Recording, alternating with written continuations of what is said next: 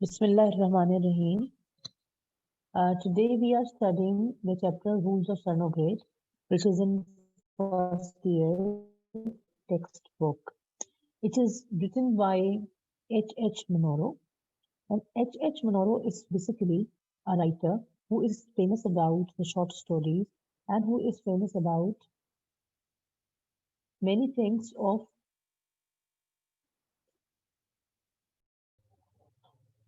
the Rules of Cernogate is written by Hector Monoro, who is generally known as the Pen Saki and considered a master of the short stories. He is basically a fictitious story writer who's mostly write about the supernatural things or forces. And this story is basically the Rules of the Cernogate. It's a fiction story. What does fiction stories continue with? Fiction stories basically talk about the things which are not existing but can be existed. Maybe they are true or maybe not. So this story is about the German family name is Cernogratz. Cernogratz family was basically a well-known and with the political influence family, and they were working with one of the newspaper. And their father, the family head of the Cernogratz, used to be involved in the used to be involved in many things of the politics and earning money as well. They were quite rich enough, and they have their own castle and they have their own vicinity, like kind of they are the head of their vicinity as well.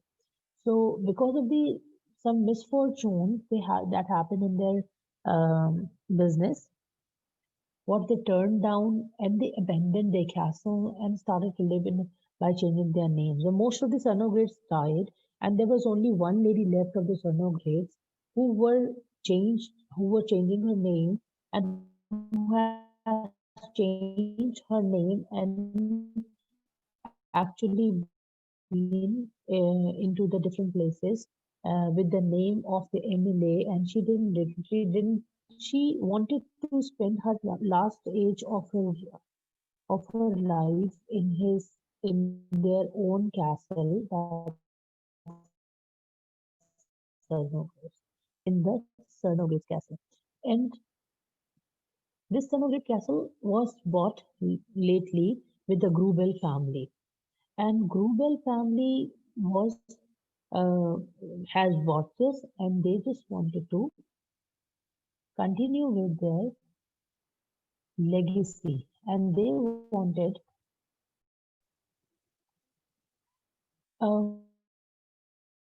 one of the last days of the December, the Baroness, the new owner of the Cernogratz castle, she has she was sitting with one of her friends, and the friend and and Baroness, they were busy and engaged in friendly conversation with each other. She was telling about the strange legend attached, a strange story attached to the castle where they are living right now, which used to be of the Cernogratz. She said that whenever someone died in the castle, all the wild beasts and the wolves would appear from the nowhere and start howling at night long. But she quickly brushed this all aside, and she started saying that this is only the legend story, or this is the only gimmick, you may say the rumor, just to increase the value of this castle. She also said that she did not believe in these legends and had proved that nothing to be sort of that happened, because when her old grandmother-in-law died in the castle, nothing of this sort happened, and no wolves appeared.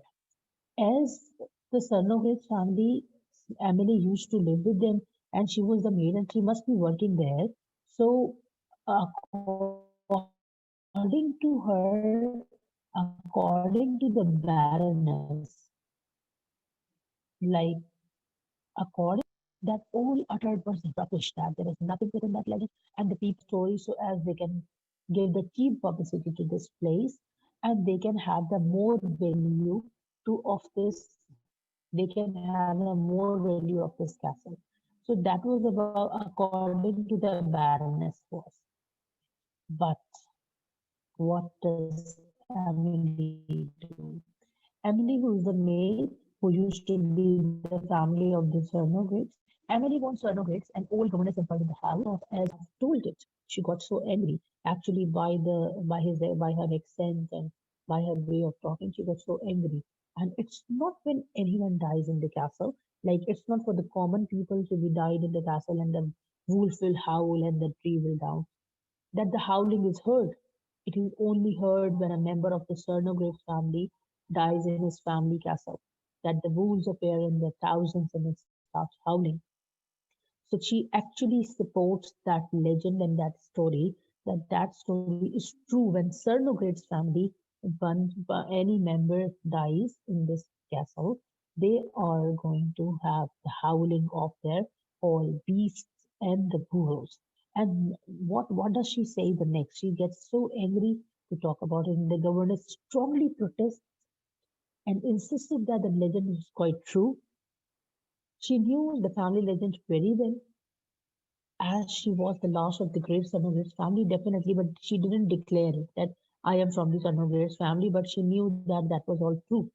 The old governess repeatedly, actually, legend is not to to define or almost a contempt.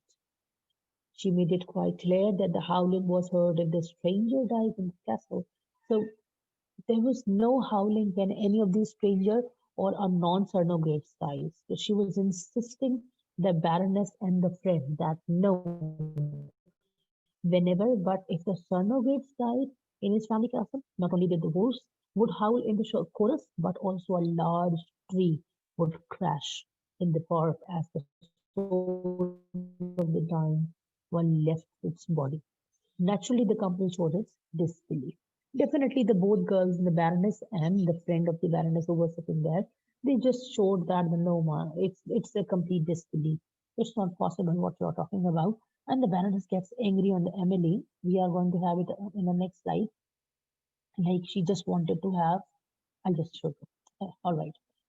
They thought that the old lady is pretending to be so important person. She knows that she will be soon past work. She wants to appeal to our sympathies as usually the maids do. They just interact in between their owners and they want to make their place, or maybe they want to have some sympathies. So the Baroness got so angry and she didn't agree with that Emily should not enter. She was angry on, the Baroness was angry on that being a maid, it's not her right to sit in between or say anything in between us that the old Emily is making a false claim to be the Cernogratz. When she old governess left the room, the Baroness and her guests were convinced that she is an ordinary woman. She is not a Cernogratz and had somehow learned the Cernogratz legend from the peasant living in this vicinity. Like she's been living in this vicinity for a very long, but she is not from the Cernogratz. If she's from the Cernogratz, she must have been living in the same castle before. Why would we have bought it? But as they have bought already, so they never believed that Emily. But what happens next? Later on, some mysterious happenings proved every word of the old governess. It so happened that the old governess fell ill and confined herself to her small, cheerless room.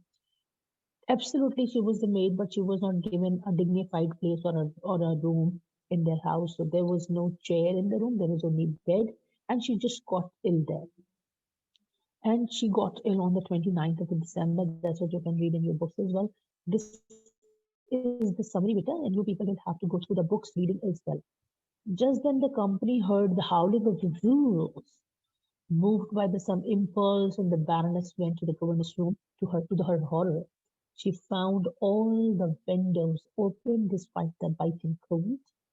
That's biting cold, while the old lady was lying on the couch, terribly sick. The Baroness rushed forward to shut the windows. When the Baroness enters to the room after some days, the old lady gets ill. She says that there is little cold because that's the 29th December. You can read in your book as well. So when they're in 29th December, and that's quite cold, but the Baroness let, or sorry, the Emily let all the windows open. So Baroness wanted to shut the windows as she's in fever and she's not feeling well. So and she starts living the howling of the wolves as well. And then, so she just gets so worried and she just realized that maybe she was writing. But the governess forbade her. Stop. Actually, this forbade over here means this format over here is that stops her in every stern matter. She asked the Baroness to leave and let the windows be open as she wanted to hear the death music of her family. What is the death music of her family? The wolves howling and the beasts howling there. And the first thing when you read the book, then you would come to know the first thing happens that their dog goes under the sofa while they are sitting in the drawing room, which is not over here. Definitely, that's not concerned, but that comes in the MCQs most of the time. So the dogs goes scared because of the howling of the wolves. The Baroness announced to her guests that the old governess was dying. While the guests were talking, they heard a loud noise of a tree splitting and then crashed down with a loud thud. Thud is a boom kind of a voice. At that moment, the governess breathed her last. The news of the Emily von Cernograt's death and the affiliation to the Cernograt's family was confirmed in the newspaper the following day. Emily, the valued fright of the Baron and the Baroness Grubel, had passed away in her old family castle. This basically a news.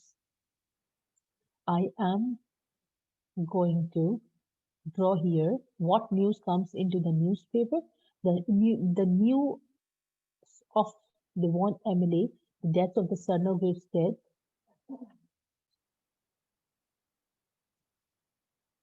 This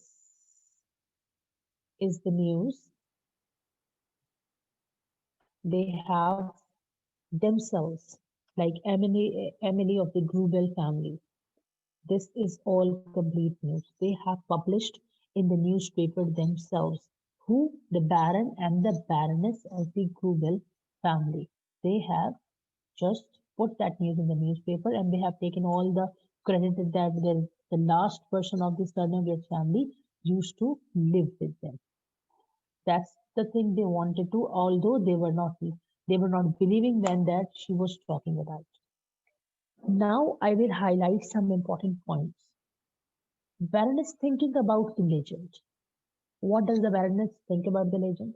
The Baroness told that there was a story about that castle when anyone died in the castle, so all the dogs in the village and all the wild beasts and the forest started howling and all night. On the other hand, she disagreed with that story by telling the incident of the death of her mother-in-law and that an occasion howling was heard, as in the very early I have told you.